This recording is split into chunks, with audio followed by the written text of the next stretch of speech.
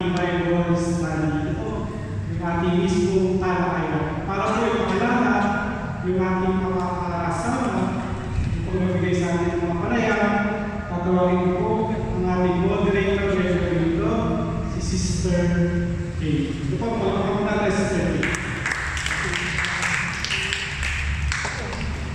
Magandang gabi po sa inyo lahat.